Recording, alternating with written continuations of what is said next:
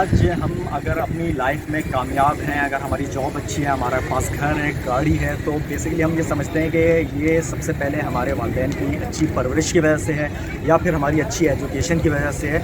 बिल्कुल ये फैक्टर्स हैं, लेकिन ये सेकेंडरी फैक्टर है। The first primary factor is that because of this man.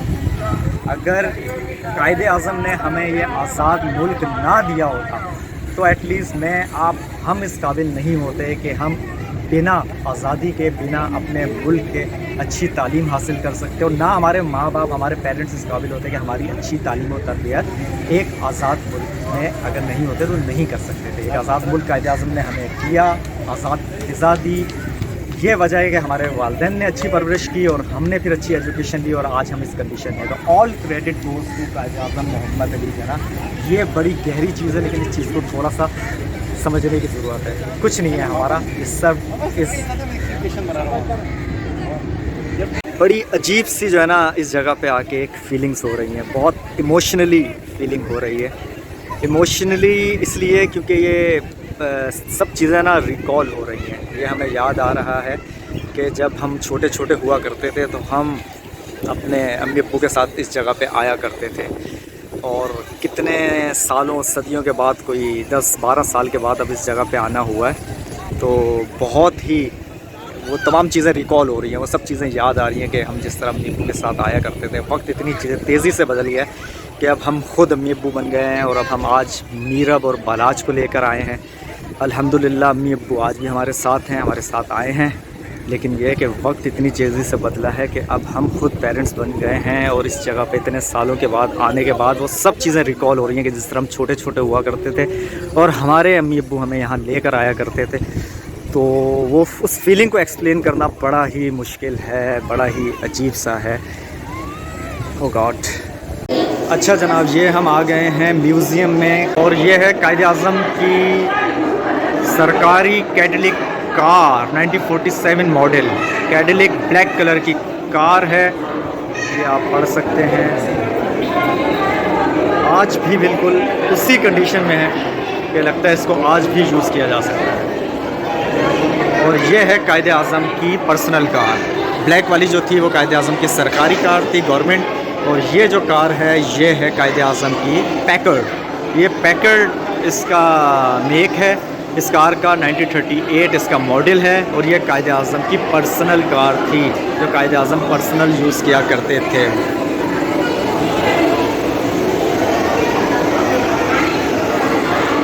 क्या कार है यार, क्या कार है, क्या ब्यूटी है इसकी।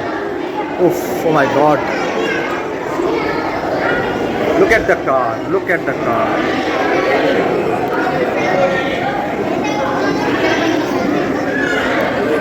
ये हैं कायदे आज़म मोहम्मद अली जिन्ना की तस्वीर और उनकी क्लॉथिंग। ये कायदे आज़म के ड्रेसेस, ये लॉयर ड्रेस है, ये उनका शूटिंग ड्रेस है। अमेजिंग यार, अमेजिंग।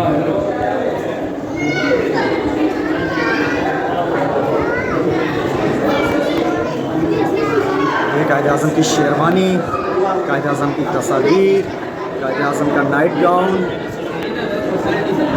कायदे आज़म के स्लीपर, शूज़, छड़ी, तस्वीर।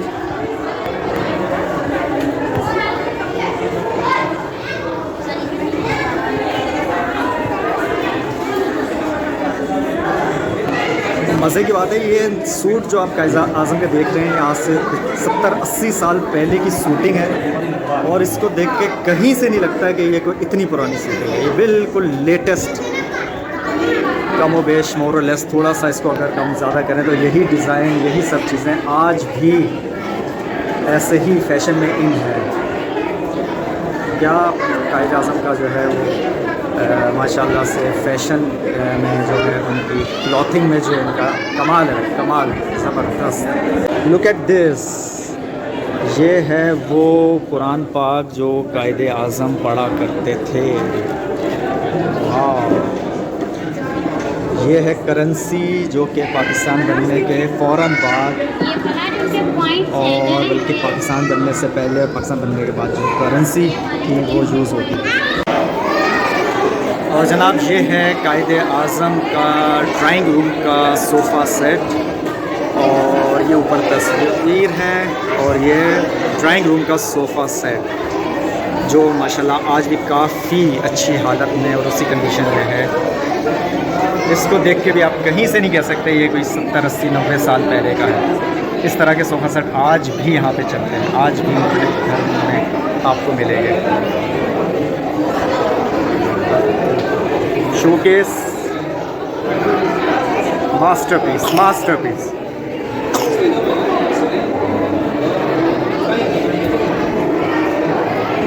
और ये है डाइनिंग टेबल। अगर आप क्रॉकरी देख रहे हैं, अगर आप डाइनिंग टेबल देख रहे हैं, चेयर्स देख रहे हैं, तो अगेन आई रिपीट सेम, बिल्कुल फैशन में इन रहने वाली तमाम चीज़ें हैं। तमाम चीज़ें वैसे ही हैं कि इन चीज़ों को अगर आप अभी भी इस्तेमाल करें तो आपको कहीं से फील नहीं होगा कि इतना पुराना है। जनाब ये क्रॉकरी सेट, ये तस्वीर,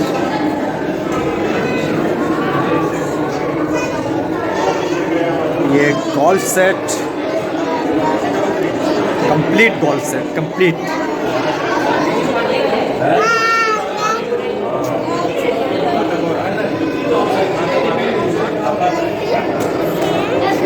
golf set plus blade set दोनों यहाँ पे मौजूद हैं। ये टूल्स एंड गन्स की variety.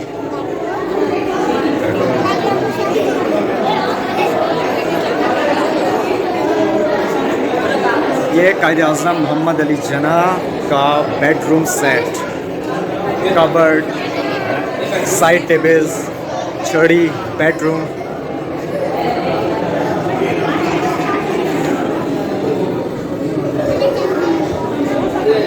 Shoe trunk, each and everything Quaid-e-Azam की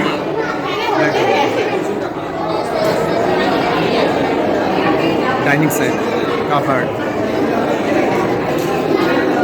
और जनाब ये हैं मुख्तलिफ़ तहरीर, तकारीर, कॉन्स्टिट्यूशन, उन तमाम चीज़ों की कॉपीज़ जो कि तहरीक आज़ादी में इस्तेमाल हुई। मुख्तलिफ़ कॉन्स्टिट्यूशंस की कॉपीज़, मुख्तलिफ़ स्पीचेस की कॉपीज़, मुख्तलिफ़ इन्विटेशंस, ये तमाम चीज़ें।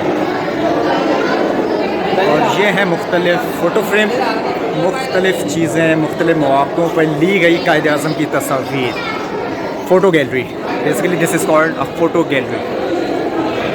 बहुत कीमती, कॉस्टली, नायाब तस्वीर है यहाँ पे, बहुत नायाब तस्वीर हमारी तारीख़ की। और जनाब ये आ गया है कायद-ए-आज़म की ऑफिस लाइब्रेरी।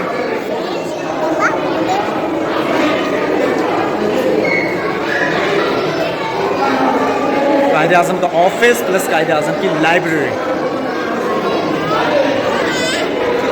कायद-ए-आज़म के ऑफिस टेबल जिस पर बैठ के वो काम किया करते थे। और ये हैं कायद-ए-आज़म के गिलासेस।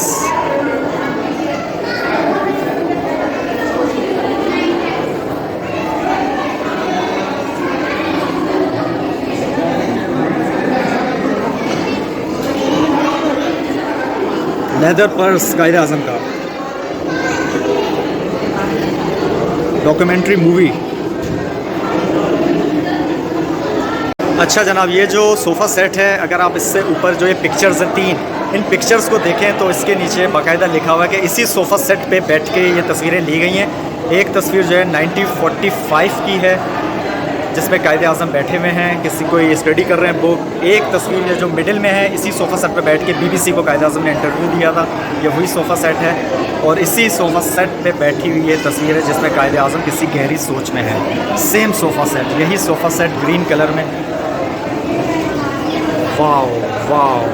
कराची की 2 चीज़ें जो हैं वो हमेशा से मशहूर हैं, चाहे दुनिया जितनी मर्ज़ी तरक्की कर ले, जितनी मर्ज़ी एडवांसमेंट हो जाए, ये 2 चीज़ें कराची की जो हमेशा से मशहूर है। कराची का बीच और एक कराची में कायद-ए-आज़म का मज़ार।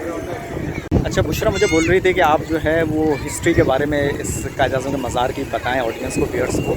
तो मैंने कहा यार वो कोई इतनी एज सच वो चीज़ नहीं है, वो तो आप गूगल में सर्च कर लोगे, आपको तमाम चीज़ें इस मज़ार से रिलेटेड मिल जाएंगी कि अयूब खान ने मज़ार बनाया 1960s में बनाया। कायद-ए-आज़म के जब ये मज़ार नहीं था तो ये पहाड़ एक टीला था जिसे काट के मज़ार बनाया गया है। संगे मरमर का काम हुआ है, इसके अंदर जो फानूस है वो चाइना ने गिफ्ट दिया था। ये सब चीज़ें आपको मालूम भी होगी और मालूम आप कर भी सकते हैं। मेरे वीडियो बनाने का मकसद जो है वो सिर्फ एक फ़ीलिंग का एहसास दिलाना है, वो फीलिंग जो आप सिर्फ इस जगह पे आके महसूस कर सकते हैं। हम आ गए हैं नीचे कायद-ए-आज़म की बेसमेंट में, जहाँ पे मुख्तलिफ सरदार अब्दुर रब निश्तर,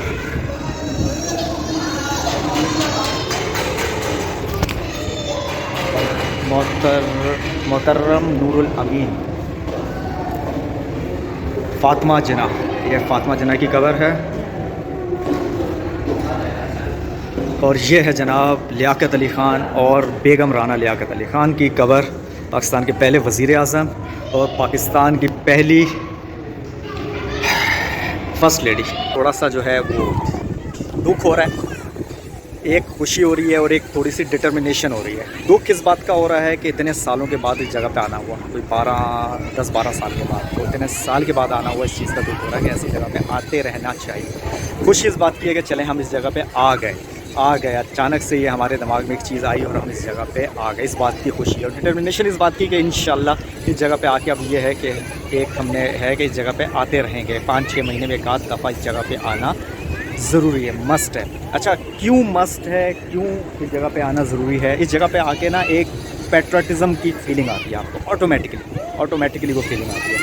वो कहते हैं ना कि जिस तरह आप नमाज़ पढ़ने जाते हैं अगर मस्जिद में और जाते रहें तो आपको एक रूहानी कैफियत आप अपने अंदर फ़ील करने लगते हैं नमाज़ मस्जिद में जाने की वजह से।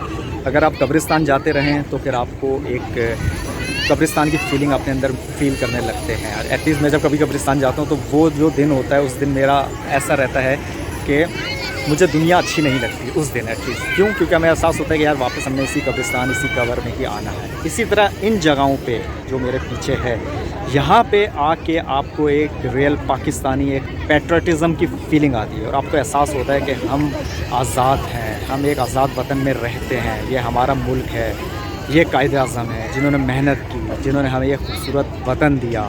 ये फ़ीलिंग घर बैठ के नहीं आ सकती, ये फ़ीलिंग इस जगह पे आप आएँ, अपनी फैमिली को लाएँ तो आप फील कर सकते हैं। ये मैं वही उनको बता रहा था कि एक अजीब फीलिंग है, वो फीलिंग एक्सप्रेस नहीं किया सकती, वो जगह यहाँ पे आके फील हो सकती है। तो बस अब हम अपने ब्लॉग का एंड करने जा रहे हैं। अगेन आई रिपीट, आपको एक सिंपल क्लियर कट मैसेज देना चाहूँगा। डेली बेसिस पे, वीकली बेसिस पे हम मॉल्स जाते हैं, रेस्टोरेंट जाते हैं, बीचेस जाते हैं, हर जगह जाते हैं। ऐसी जगहों पे 2 महीने, 3 महीने, 4 महीने पे आना लाजमी है, मस्ट विज़िट प्लेस है। अपने बच्चों के साथ आप ज़रूर आएँ। आज आप बच्चों को ये चीज़ें दिखाएंगे तो ये सिलसिला चलता रहेगा। हमारे पेरेंट्स ने ये चीज़ें हमें सिखाई, हम आज अपने बच्चों को सिखा रहे हैं, तो ये सिलसिला चलता रहेगा और एक पैट्रियटिज़म का जज्बा जो है वो आगे बढ़ता रहेगा। तो आप मॉल, बीचेस, तमाम जगहों पे जाएं, ज़रूर जाएं, लेकिन इन जगहों पे भी आएँ ताकि एक जज्बा हुब्बुल वतनी जो कि आपको सिर्फ यहीं पे फील हो सकती है, वो जज्बा आपको महसूस होता रहे और उसको आप आगे बढ़ा सकें। पाकिस्तान जिंदाबाद।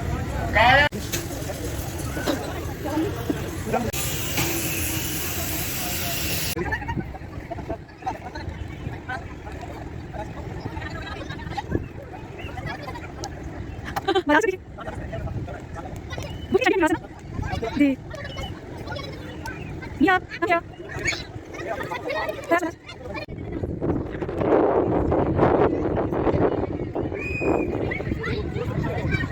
भी